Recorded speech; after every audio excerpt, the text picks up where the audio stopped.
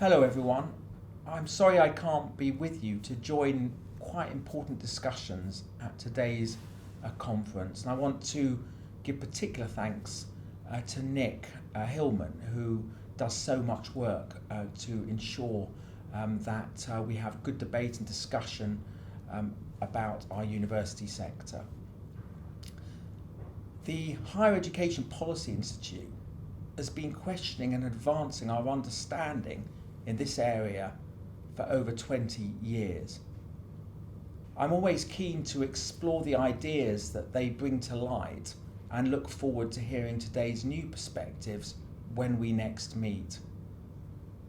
We hope to soon respond to the ideas proposed in last year's Higher Education Reform Consultation. In the meantime, I'm keen to talk to you today about new opportunities to expand the higher education landscape. Higher education plays a huge part in our national life, from leading scientific breakthroughs to advancing social discussions. Today, I'm going to focus on my three priorities for universities. Within their multifaceted identities, whether in teaching and research, these are the things they need to get right. Universities should meet the skills needs of the economy, provide high quality qualifications leading to excellent well-paid jobs, and advance social justice. As I've said before, they should be a coherent part of the ladder of opportunity. These are the conditions that enable people of all backgrounds to get good jobs and progress in their careers. Meeting the skills needs of the economy means considering what the economy needs from graduates and making sure that degrees furnish them with these skills. The government's ambitious skills agenda is backed by £3.8 billion of investment over this Parliament. We're using this to expand and strengthen higher and further education, ensuring skills training is aligned to the needs of employers. But this is not all about further education. It has plenty to do with the institutions represented here today. We launched degree apprenticeships in 2014 to combine the best of vocational and academic education. They allow students to earn while they learn without accruing student debt. There are now almost 160 degree level apprenticeship standards, and, contrary to what's sometimes said, they're not all in management. Over 80% of apprenticeship starts on programmes with a degree element were in STEM, healthcare or public service occupations. They provide routes to occupations ranging from aerospace engineering to journalism, new pathways to careers that might otherwise be closed off to disadvantaged young people. We've seen year-on-year growth of degree-level apprenticeships with over 185,000 starts since their introduction. We're working hard to expand their number and raise their public profile, and we need your help to do it. Up to £40 million is available over the next 2 financial years, 23-24 and 24-25, for higher education providers to expand degree apprenticeships and enable more people to access them. This funding will enable institutions to deliver degree apprenticeships for the first time and broaden the existing range.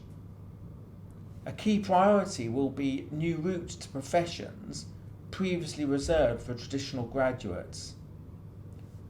The Office for Students will deliver funding through a competitive bidding process which will open later this year.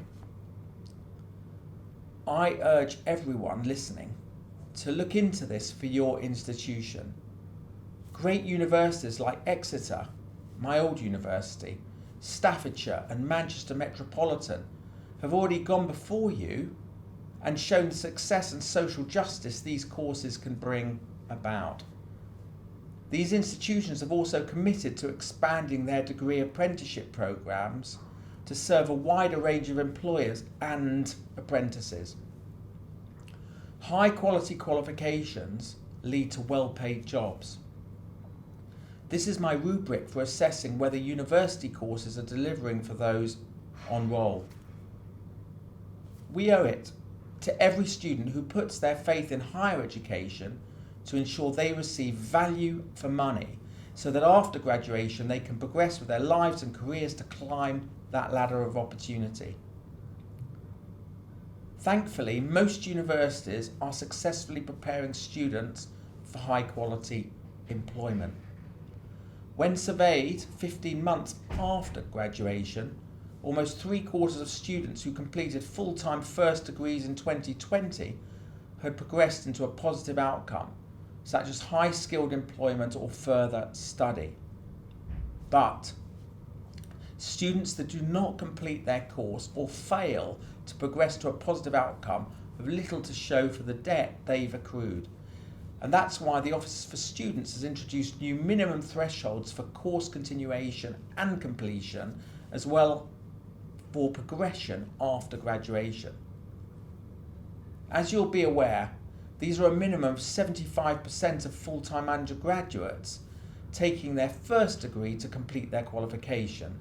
A minimum of 80% should continue into a second year of study, and 60% should go on to professional employment or further study within 15 months of graduation. Institutions that continue to deliver positive outcomes, as the vast majority do, have nothing to fear. But those below these thresholds could face investigation by the OFS to understand the reasons behind their performance. 18 B3 investigations are ongoing, and where a provider is found to have breached student outcome requirements, they may face regulatory action. In the same way, institutions have an obligation to deliver the course that students sign up for. Universities come in many shapes and sizes, with some excellent remote learning leaders like the Open University, one of our great higher education institutions. What should be universal is clarity for students on how teaching will be delivered and how many teaching hours to expect.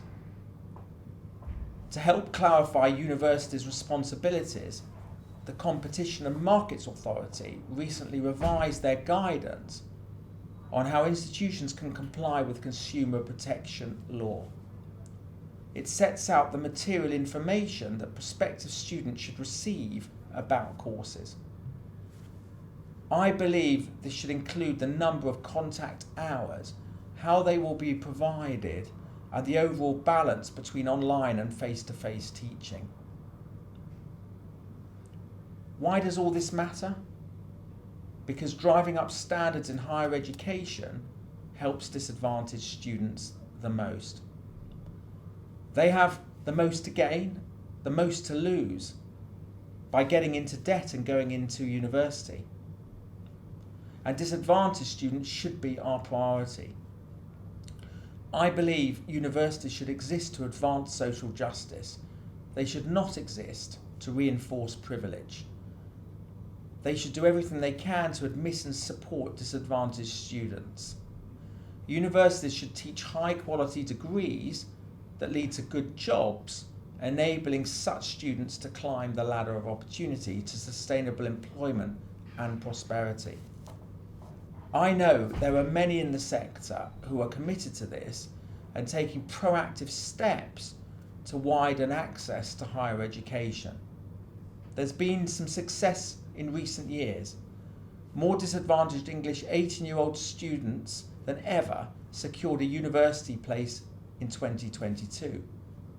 And black pupils have seen the greatest increase in the proportion going to university by age 19. 62.1% in 2021 compared to 44.1% in 2009 and 10. But a substantial gap remains between the most and least advantaged students in their entry, continuation and attainment rates at university. The entry rate for the most advantaged English 18-year-olds remains just over double that of the least advantaged. And I know the Institute, HEPI, recently published a paper showing students who'd previously received free school meals continue to do worse than their peers at university. The OFS challenges the sector to own this problem and take action based on clear evidence. I'm pleased that the majority of institutions submitted variations to their access and participation plans last year, which will be in place before the new academic year in September. To raise the effectiveness of access and participation, the OFS recently launched the Equality of Opportunity Risk Register for universities to reference in future plans. The register highlights 12 key risks to equality of opportunity across the student life cycle, and the student groups most likely to be affected by each. It will be an important tool for designing future initiatives to broaden access to higher education. I believe we will make progress in social justice through both targeted evidence-based interventions such as these and in pivoting the sector's focus towards skills and jobs. One systemic intervention which will boost access to post-18 education is the lifelong loan entitlement. This will enable people to space out their studies at both FE and HE providers, allowing them to work around other commitments and build up qualifications over time. The lifelong loan entitlement will unify higher and further education finance under a single system.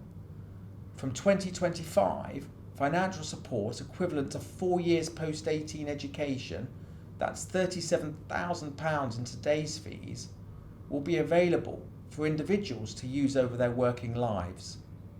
Learning and paying by module will present new opportunities for those unable to commit to a long course. Like getting on and off a train, learners can alight and board their post-school education when it suits them, building qualifications at their own pace. Each learner's personal account will display their remaining education finance balance, but also act as an information portal to guide their learning pathway. Our eventual aim is a one-stop shop where everyone can explore their career and training options at any point in their lives. I want to conclude by talking briefly about a different aspect of the student experience, that of mental health. Student well-being is an essential part of ensuring that everyone, regardless of their background or personal challenges, can thrive on campus, graduate successfully, and go on to fulfill their potential. This is what social justice is all about. Tragic cases of student suicide have a devastating impact upon families. Indeed, they've affected us all. We owe it to all young people to do what we can to prevent future tragedies. Our approach to improving university students' mental health outcomes has 3 pillars. These are to fund vital services, spread and implement best practice, and ensure clear responsibilities for providers and the protection for students.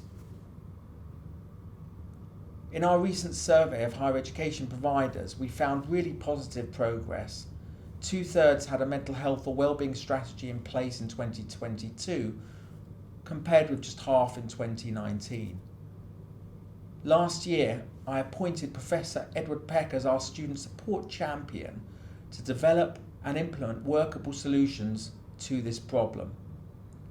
Professor Peck will shortly chair a new higher education mental health implementation task force to deliver better mental health support across the higher education sector.